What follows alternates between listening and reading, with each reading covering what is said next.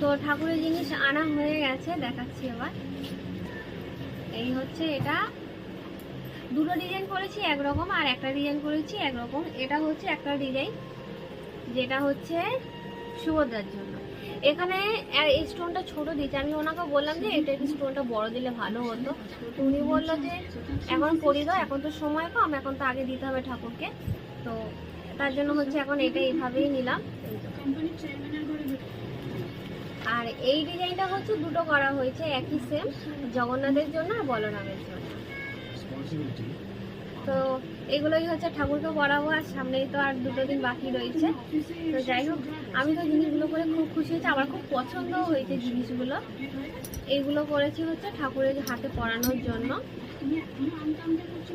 এই যে একটাতে আছে চক্র, আর একটাতে আছে হচ্ছে শঙ্খ। এই যে শঙ্খ আছে, এটা হচ্ছে জগন্নাথের হাতের জন্য দুটো, এই দুটো হচ্ছে বলরামের জন্য। একটাতে আছে গদা, আর এটাতে বোধহয় ত্রিশূল মতন ঠিক টাইপের।